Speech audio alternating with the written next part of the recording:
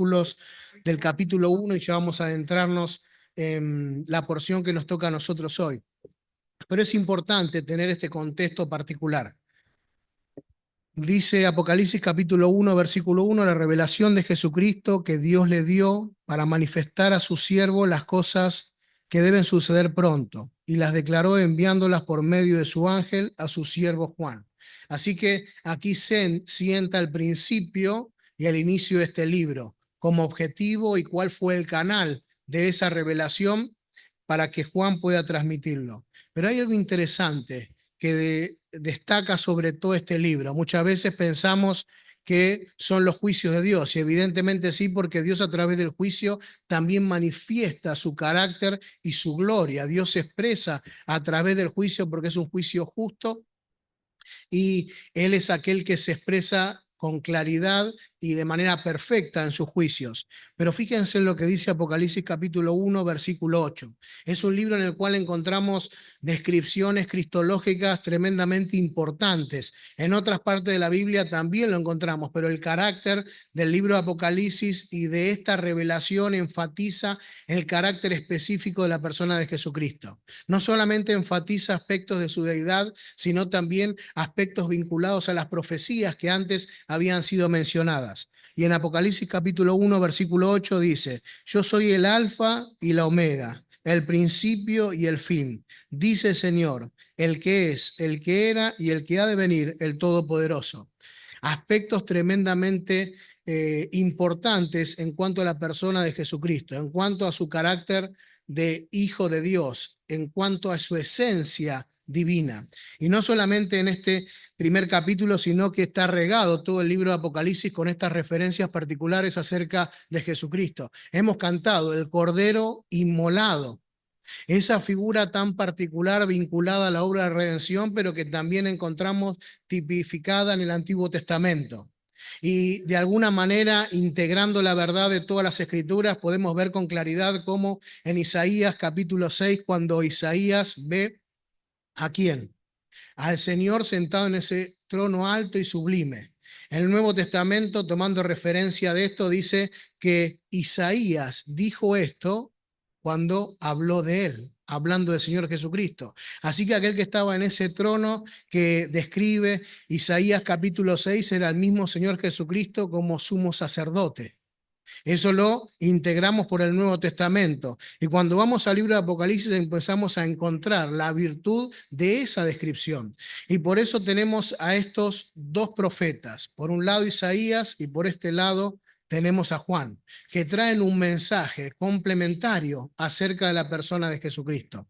En el capítulo 2, versículo 8, en el 15, 4, 16, 5, 19, 3, 3:4 encontramos descripciones acerca de este Cristo. Es central la persona de Jesucristo en el libro de Apocalipsis.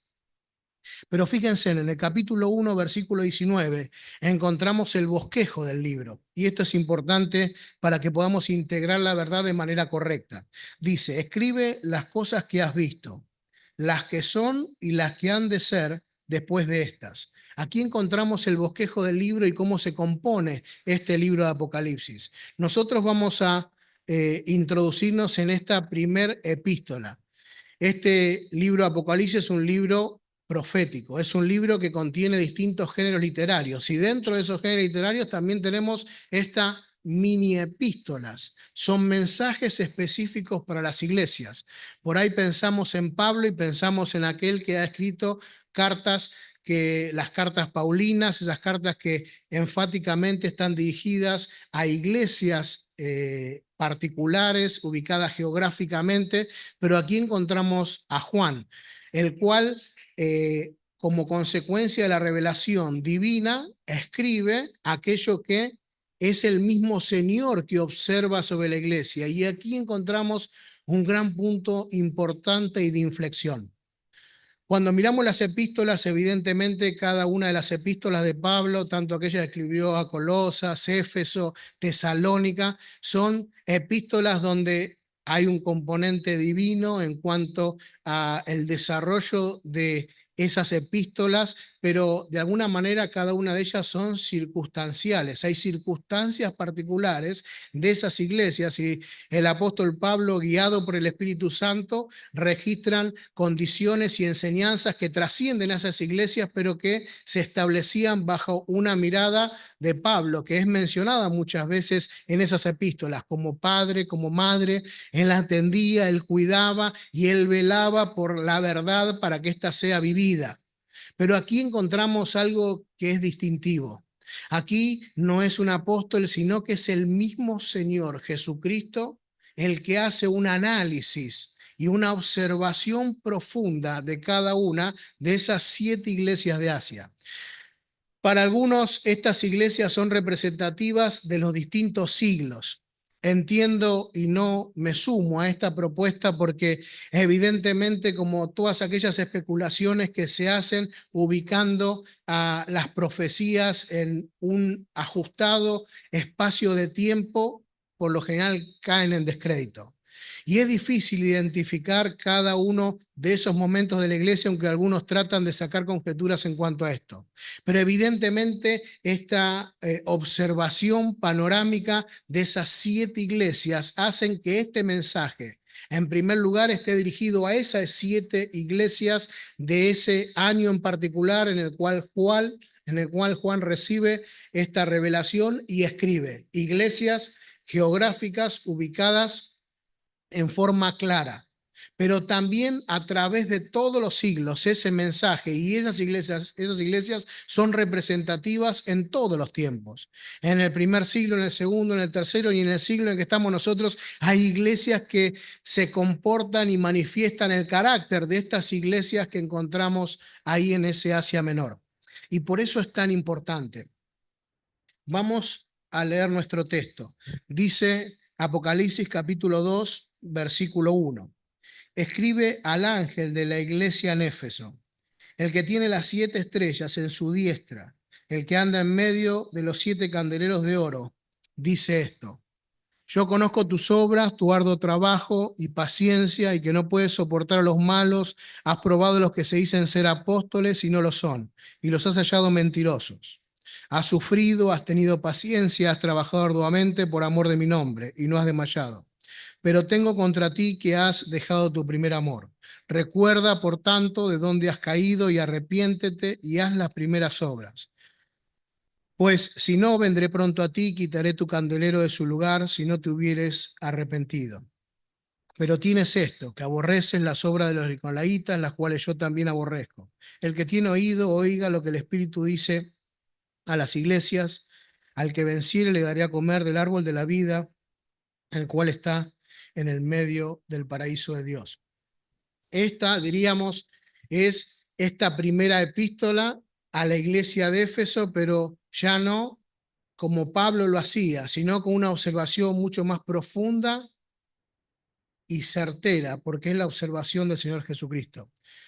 Un primer análisis que tenemos que hacer cuando leemos de corrido estas, diríamos, 7 mini epístolas que encontramos dentro del libro de Apocalipsis es ver, en primer lugar, la presentación del Señor. En cada una de ellas es diferente y es significativo el énfasis que hace en ella. Fíjense, dice el versículo 8, ¿no? Está hablando a otra iglesia, la iglesia Esmirna, dice: escribe al ángel de la iglesia termina, el primero y el postrero, el que estuvo muerto y vivió, dice esto. El segundo énfasis es ese conocimiento profundo que el Señor tiene. Dice: yo conozco, y hay una descripción. Pero al final hay también un llamado a la reflexión. El que tiene oídos, oiga. Esta estructura se repite en cada una de esas iglesias. No tenemos registro de otras epístolas escrito a estas iglesias, salvo a una. Y esto es muy importante y ya lo vamos a ver. Sí eran iglesias establecidas. Si uno, mirando no dentro de la Biblia, sino fuera de la Biblia, algunos relatos del primer tiempo de la iglesia, hay mención a iglesias del Asia Menor. Posiblemente hay una de las iglesias en la cual podríamos especular, ¿no? Recordamos que en un lugar se hallaba Colosas y luego de eso hay 2 ciudades cercanas, 15 y 20 kilómetros. Esas ciudades posiblemente habían sido alcanzadas con el mensaje del Evangelio, igual que Colosas, Hierápolis y la Odisea. Hay una de estas cartas dirigida a esa iglesia de la Odisea. Posiblemente el resultado del trabajo evangelístico de gente de Colosas o de mismo iglesia de Éfeso, ¿no? Ahí en Colosas vemos que Epafras va con un informe de esa iglesia que Pablo no conocía, Colosas. Pero puede ser el resultado del trabajo de esa misma iglesia o de Éfeso, pero evidentemente en la Odisea había una iglesia establecida porque aquí encontramos el registro. Y si trazamos líneas proyectantes desde el momento en el cual el Espíritu Santo desciende en Hechos de los Apóstoles, vamos a ver que cada una de esas regiones de las cuales habían procedido personas a esa fiesta particular, la fiesta de Pentecostés, y desde el descenso del Espíritu Santo hasta este año, el año en el cual se escriben estas epístolas, casi todo ese mundo conocido estaba cubierto de iglesias que seguían a Jesucristo, las enseñanzas de él, y habían sido transformadas por su poder. Así que estamos en esta epístola en Apocalipsis a la iglesia de Éfeso. Y dijimos que estamos en el año 95-100. Y el Señor Jesucristo es aquel que, como dice la introducción, anda en medio de los 7 candeleros de oro. Y Él conoce. La palabra griega que utiliza aquí es uno de los términos más enfáticos y fuertes que tiene la Escritura para referirse a conocimiento. Es el conocimiento pleno y acabado. Es la palabra que se utiliza cuando dice que Dios conoce nuestros corazones. Él es el único que puede ver aquello que el hombre no ve. Es aquel que mira y ve lo que hay en el corazón. Es aquel que analiza y considera los impulsos y motivaciones. Fíjense en que nosotros como creyentes tenemos una gran responsabilidad. Aunque algunos malinterpretan esto, dicen que nosotros no podemos juzgar a los hermanos. Esto es incorrecto. La Biblia dice que debemos juzgar el pecado. No podemos juzgar las intenciones del corazón, eso le pertenece a Dios. La motivación con la cual uno puede llevar a cabo una acción, pero sí el pecado. Aquel que no juzga el pecado en el hermano, bueno, esto tiene todo un contexto, ¿no? Que no es nuestro tema, pero es importante que cuando estamos ante algunos aspectos de la palabra de Dios los integremos con el resto de la verdad. Debemos juzgar el pecado porque en esto consiste el amor. Yo realmente amo a alguien, lo juzgo, pero con las consideraciones y las pautas que la Escritura dice, con el propósito de restauración, con la búsqueda de un arrepentimiento genuino para el crecimiento. Eso es el amor. En esto consiste el amor. No en expresiones semánticas, sino una acción concreta de amor. ¿Para qué? Para que juntos busquemos la santidad y honrar al Señor. Entonces, el creyente es llamado a juzgar el pecado, pero nunca a juzgar las intenciones o las motivaciones del corazón. Eso le pertenece a Dios y en un momento Dios obrará en justicia con esto. Por eso cuando se menciona el tribunal de Cristo es el momento en el cual Dios corregirá toda injusticia y pondrá en evidencia aquello que no se ha visto, pero que Él sí lo ha visto. Por eso, al igual que en la expresión y la descripción de estas iglesias, es el Señor el que anda en medio de la iglesia, el que conoce a la iglesia y el que describe a la iglesia. Si pensáramos en esto, veríamos ejemplos donde hay descripciones personales, ¿no? Tenemos una descripción personal maravillosa en el Antiguo Testamento. ¿De quién? De Job. Y es interesante porque esa descripción de Job es Dios quien la hace. Y esto es valioso. Pero miramos más adelante si encontramos a Jonás. Y Jonás hace una descripción de sí mismo. ¿Quién eres? Y soy temeroso de Dios. Muchas veces nuestro juicio es equivocado. Es imposible que Job sea temeroso de Dios y estaba desobedeciendo a Dios y dando las espaldas a Dios y al propósito que Dios tenía. Muchas veces nos engañamos a nosotros mismos, pero lo que mira el Señor y lo que ve el Señor es aquello que es justo y real. Y por eso esta descripción que encontramos aquí en el libro de Apocalipsis de la iglesia de Éfeso es tremendamente importante para nuestra enseñanza. Pero ahora vamos a tratar de ver algo particular. Es el único registro que tenemos de una diferencia entre epístolas de casi 40 años. Dijimos año 95, pero tenemos otra carta, la iglesia de Éfeso. Es escrita por Pablo, pero Pablo también hay y hace una observación de la iglesia en su cuidado pastoral. Él fue aquel que invirtió mucho tiempo en Éfeso y encontramos en esa epístola a los Efesios que hay toda una descripción del carácter de la iglesia, ¿no? La iglesia es presentada como una familia, como un cuerpo. Hay una descripción de la iglesia como un ejército. Es maravilloso integrar las verdades que tenemos a través de esa epístola de Pablo. Pero esa aproximadamente puede haber sido escrita entre el año 60, 64, 65. Así que tenemos una diferencia, una ventana de tiempo particular entre la epístola a los Efesios de Pablo y esta epístola que Juan escribe, pero que el Señor registra en base a una observación profunda de la iglesia. ¿Y por qué es importante ver una y ver la otra? Porque si hacemos esto, vamos a poder identificar algo que es muy importante para que nosotros tengamos en cuenta. Hay iglesias que consideran como importante la gran trayectoria que han tenido, dónde han iniciado y dónde están hoy. Todas aquellas personas que los precedieron. Y esto es importante. Pero si siguiéramos un poco en el tiempo, ya no habría más epístolas a los Efesios, porque en el tiempo esa iglesia desapareció. Esto está documentado por registros históricos, ¿no? De la patrística, de esos primeros padres de la iglesia. Esa iglesia desapareció, pero ¿por qué desapareció? Tenemos una primera epístola, una segunda y ya no más. También de algunas tenemos dos epístolas, ¿no? Por ahí tenemos tesalonicenses, primera y segunda tesalonicenses, difieren por ahí en 5 años, en ese tiempo en el cual Pablo estuvo en Éfeso. Desde ahí escribió posiblemente estas dos epístolas, primera y segunda tesalonicenses.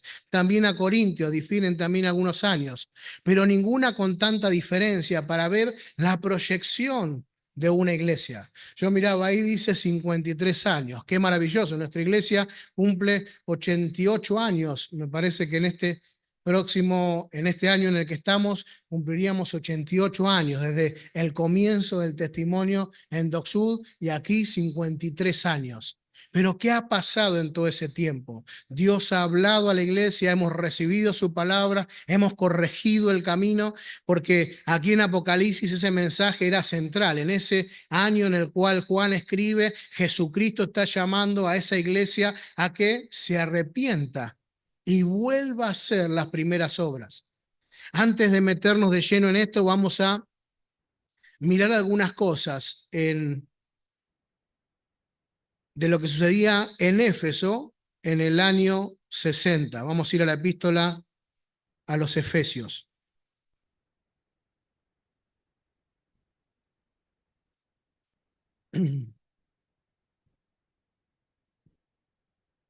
Año 60-64. Fíjense en algo interesante. En esa observación que yo les decía que era la cual hacía Pablo, había también un patrón de observación. En casi todas las epístolas que tenemos paulinas encontramos un patrón, donde Pablo observa una iglesia y hay algunos signos vitales en cada una de las iglesias que Pablo los observa. Y esos signos vitales son fe, amor y esperanza. Por eso cuando vamos a Efesios vamos a encontrar esto, cuando vamos a Colosenses vamos a encontrar esto, en la epístola, ¿no? Cuando vamos a Tesalónica también. Posiblemente la iglesia más virtuosa, aquella que inició luego de la predicación de Pablo durante 3 días de reposo, que es mencionada en Hechos 17, es la de Tesalónica. Ahí en el capítulo 1, versículo 9, dice que se habían convertido los ídolos a Dios para servir al Dios vivo y verdadero. Qué descripción maravillosa.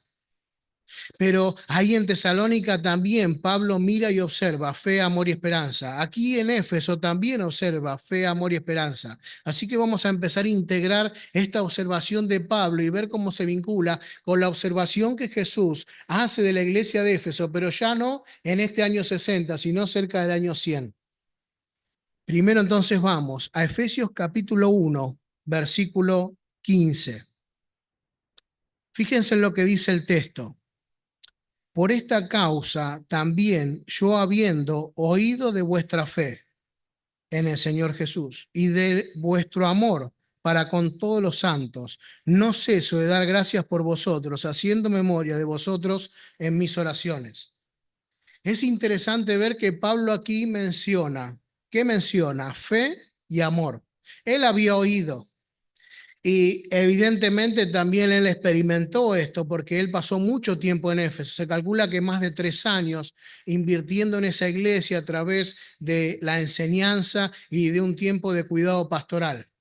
Pero menciona estos dos aspectos, fe y esperanza. Pero yo le decía que eran tres los aspectos que Pablo observaba. Fíjense, y ahora sí, vamos a Primera Tesalonicenses capítulo 1.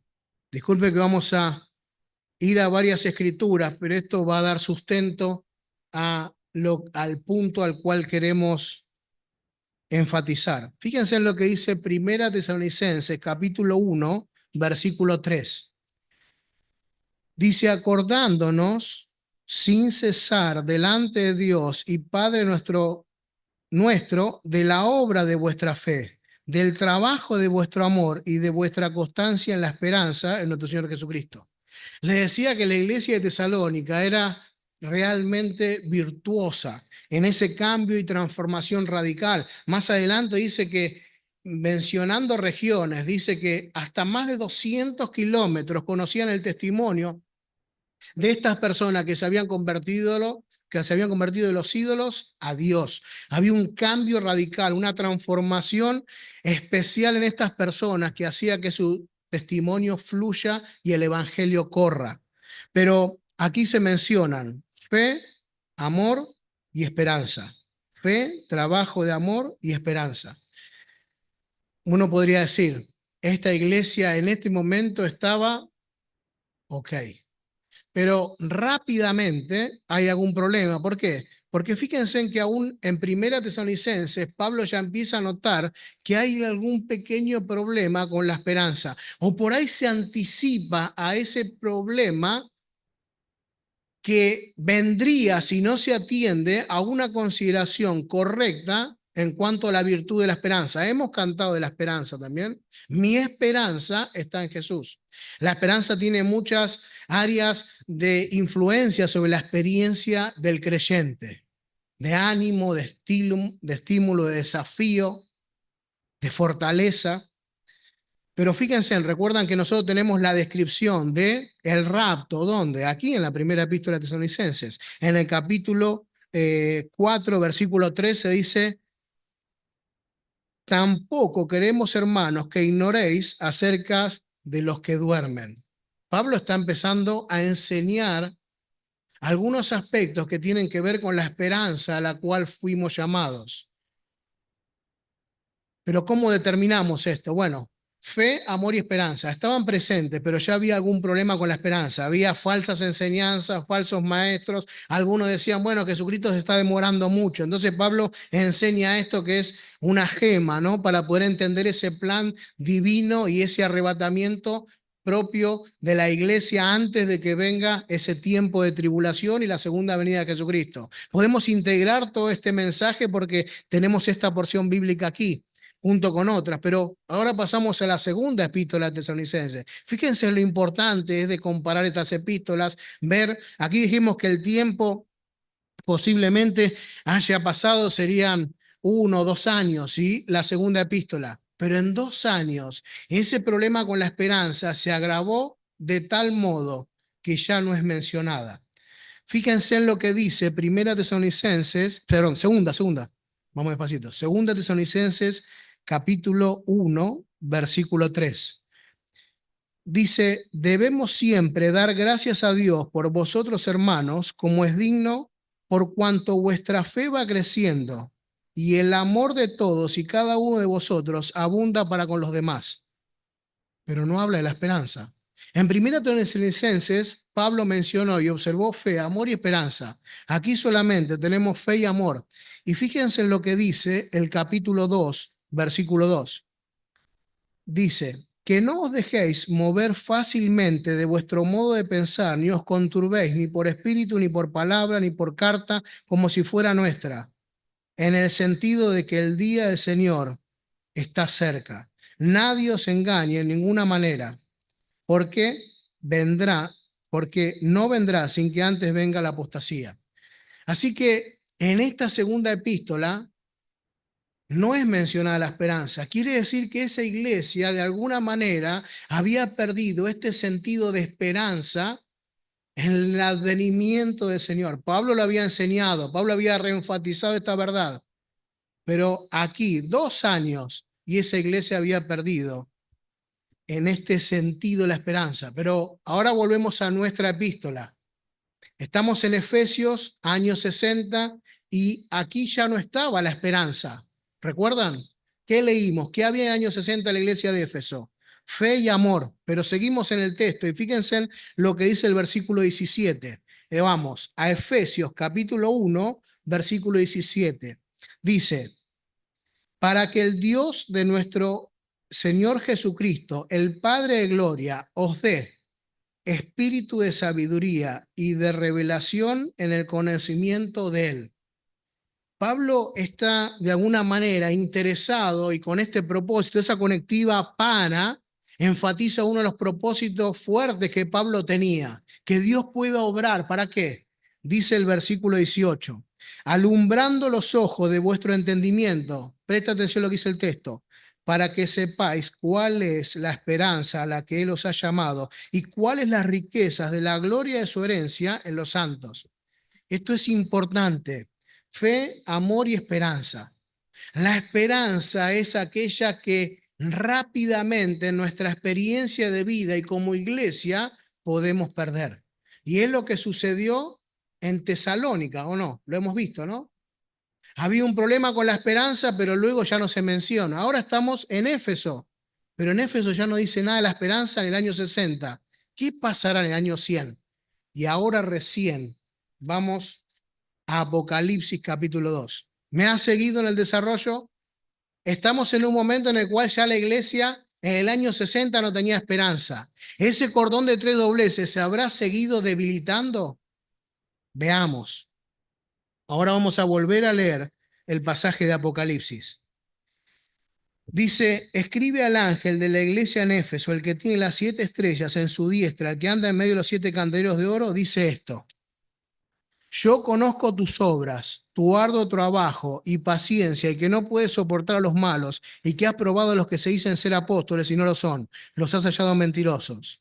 Versículo 3. Y has sufrido, has tenido paciencia y has trabajado arduamente por amor de mi nombre, y no has desmayado. Pero tengo contra ti que has dejado tu primer amor. Recuerda, por tanto, de dónde has caído y arrepiéntete y haz las primeras obras, porque si no vendré pronto a ti, quitaré tu candelero de su lugar si no te hubieras arrepentido. ¿Qué pasó con la iglesia? Quitó el candelero de su lugar, porque la iglesia de Éfeso desapareció. Qué importante, ¿no? Que es el mensaje que encontramos aquí. Y ahora quiero que me siga y vea los tiempos verbales, porque este análisis lo tenemos que hacer para integrar la verdad. Fíjense, ¿recuerdan? Fe, amor y esperanza. La fe es lo último que se pierde, ¿no? Es un dicho que tenemos, ¿no? Por lo general, la fe es lo último que se pierde. Podríamos decir, lo primero que se pierde es la esperanza, lo segundo que se pierde es el amor. Ahora vamos a ver un poco en este sentido, pero por lo menos lo que el texto a dónde nos lleva. Porque esta iglesia primero perdió la esperanza, después perdió el amor y estaba propensa a perder la fe. Esto estamos tomando en un sentido alegórico, conforme al texto bíblico, pero a lo que sucedió. Evidentemente aquel que es un hijo de Dios no pierde la fe porque la salvación no se puede perder porque no depende de nosotros. La fe como don que obra para regeneración es algo que no nos corresponde a nosotros ni tampoco ni lo podemos perder porque proviene del cielo, al igual que el gozo. Podemos no disfrutar el gozo, pero la fe es algo constituyente de la regeneración. Así que aquel que es un verdadero hijo de Dios y la salvación no depende en nada de él, no puede perder aquello que tampoco hizo nada para lograrlo. Así que esto es una cosa importante. Pero sí, evidentemente, hay iglesias que desaparecen o se cierran, donde la iglesia constituida por las personas empiezan a no crecer y llega un momento en el cual decrece y llega un momento en el cual no avanza esa obra. Si uno hiciera un recuento de todos los testimonios que se han cerrado en nuestro país solamente, todos los testimonios que hay lugares de reunión como este, con salones, con casa pastoral, y están cerrados. Son candeleros que han sido apagados o retirados de su lugar. Han iniciado otros, pero así pasó en Éfeso. Y es posible que tengamos que atender a aquella exhortación que el Señor hace. Pablo hizo una primera exhortación en el año 63. ¿A qué? A que tengan y atiendan a la esperanza. Oraba para que Dios pueda obrar y les dé espíritu de entendimiento y de conocimiento en la esperanza a la cual Dios los había llamado. Pero estamos en el año de 100 y no atendieron a eso. Pero ahora es el Señor. El Señor viene nuevamente y vuelve a esa iglesia y les da un mensaje para que ellos puedan reflexionar.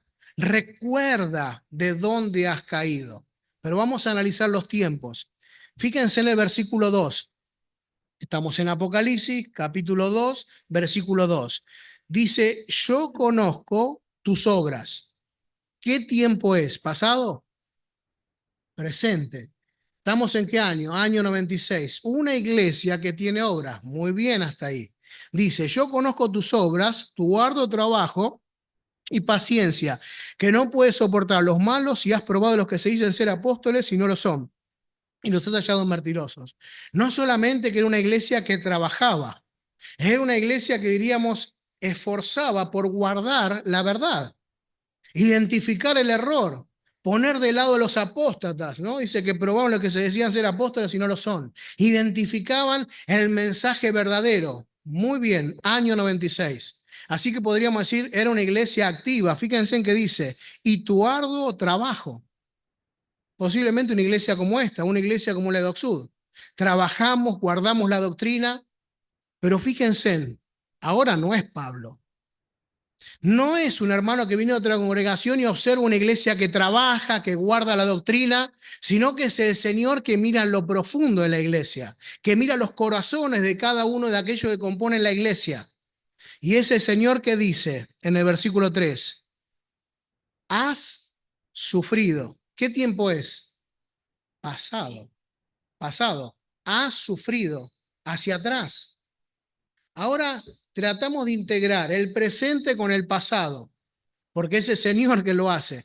Fíjense, a ver quién tiene las palabras en rojo. Levante la mano. No están por casualidad, están ¿por qué? Porque aquellas referencias a el mensaje de Jesús o palabras de Jesús están registradas en rojo. Eso es parte del tipo de Biblia y enfatizando el carácter de a quien que expresa esta verdad están en rojo. Son palabras de Jesús.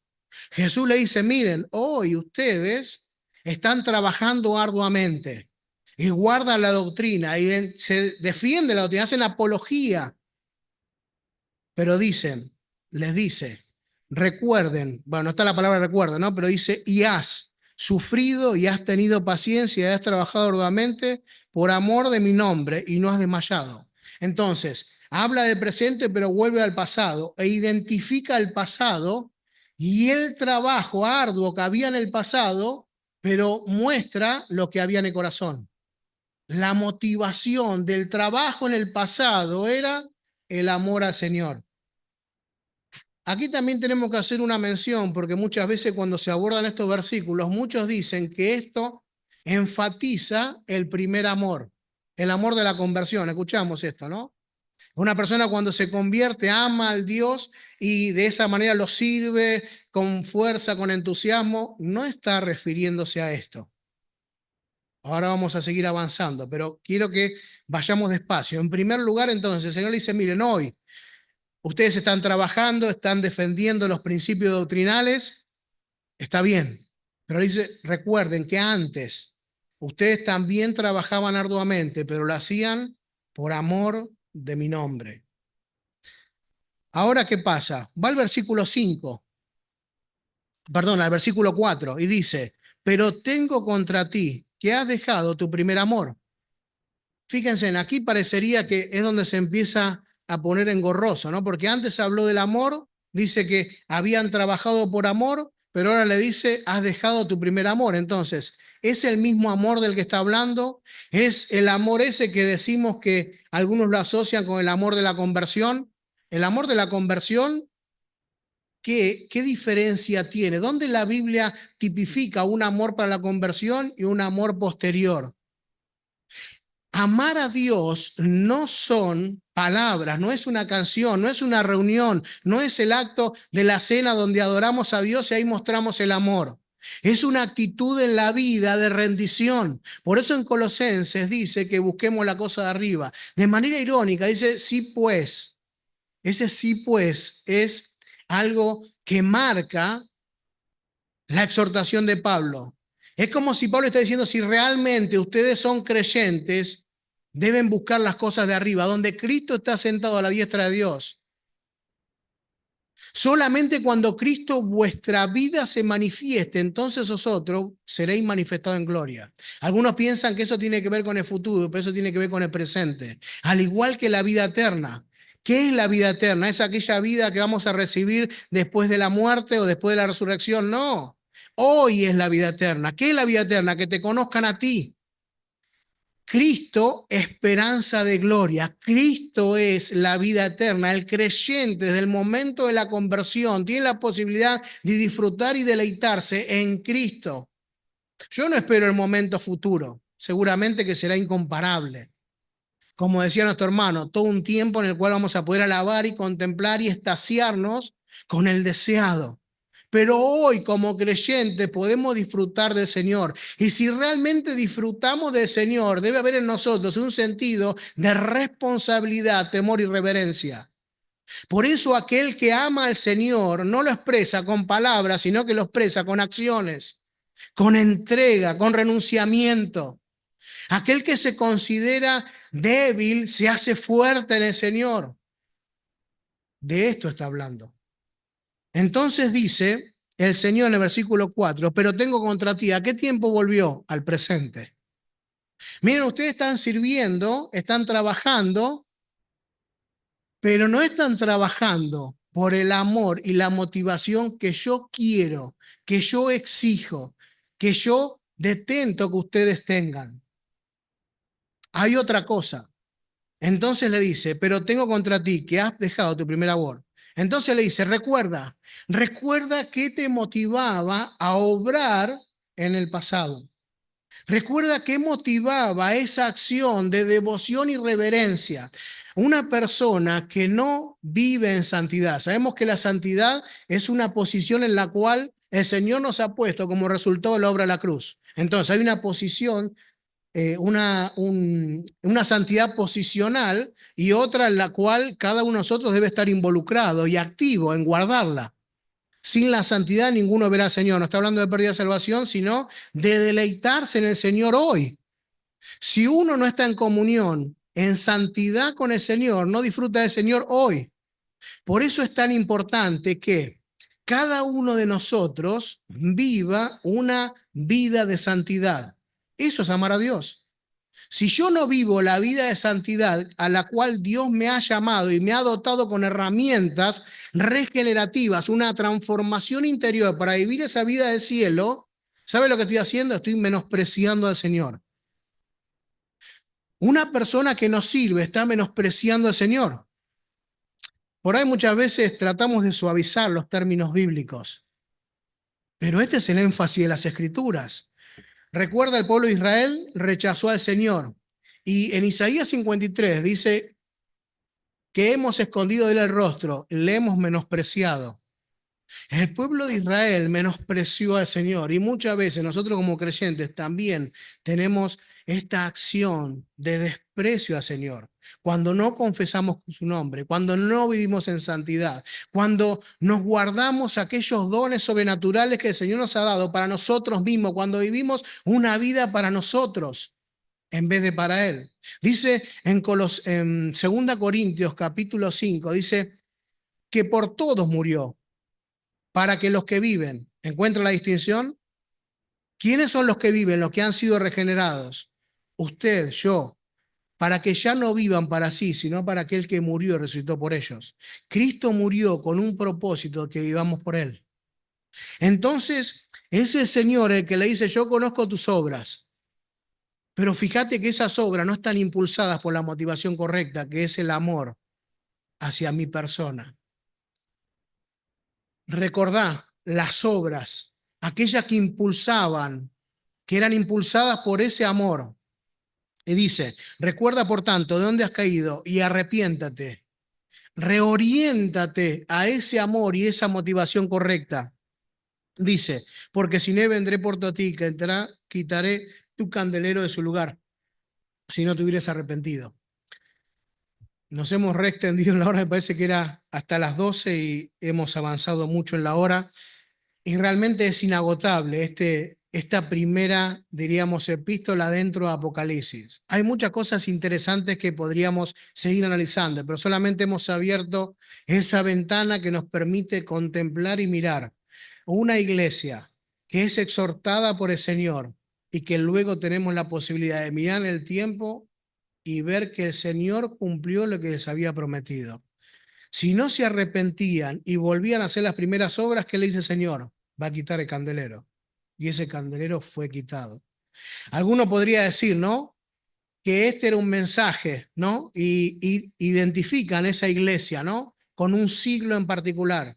Pero hay iglesias en este siglo en las cuales pasa lo mismo, en las cuales primero se pierde la esperanza, luego el amor y en un momento el Señor quita el candelero. Pasa y pasó a través de todos los siglos. Por eso estas 7 iglesias son representativas de todas las edades y en todos los tiempos hasta que Él venga.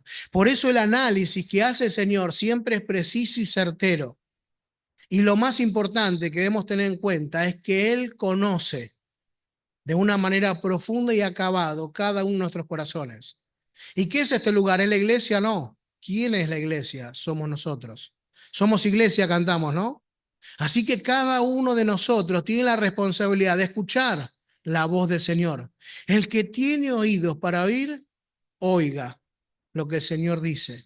Y bueno, seguramente está en este camino, ¿no? Quedan 6. Hay muchas cosas para considerar. Y bueno, hay cosas maravillosas en las otras, pero comienza de esta manera. ¿Qué va a hacer? Yo que usted ocuparía tiempo a conocer al Señor profundamente, empaparme y vivir en esa esperanza a la cual el Señor me ha llamado. Que eso me motive. Y fíjense en que hay algo importante también, que no tenemos tiempo para desarrollarlo, pero que tiene que ver con que muchas veces pensamos que la esperanza también es lo futuro, ¿no? Y cuando hablamos de esperanza, el concepto de esperanza está vinculado al presente. Fíjense en la gran comisión. El Señor Jesucristo se revela, ¿no? En su carácter divino. Dice, vayan, hagan esto. ¿Y qué dice al final? Yo estoy con vosotros todos los días hasta el fin. No es que debemos esperar el fin para que la presencia del Señor esté en nosotros, nos impulse, nos fortalezca, nos anime, sino que está presente. El Señor está en nosotros a través de su Espíritu. Así que la esperanza a la cual Él nos ha llamado es la vivencia. Muchas veces pensamos en los lugares celestiales que Cristo fue a preparar. No fue a preparar nada. Eso está dispuesto desde la eternidad. Tenemos una mirada limitada y finita porque somos temporales. Para Dios un día es como 1000 años y 1000 años como un día. Hoy disfrute del Señor. No espere, podemos disfrutar. En Apocalipsis, después que pasen estas iglesias, seguramente van a seguir, ¿no? Estudiando. Nosotros hace como 3 o 4 años empezamos a estudiar libros en forma sistemática, versículo por versículo. Y realmente fue significativo integrar la verdad de esa manera. ¿Eh?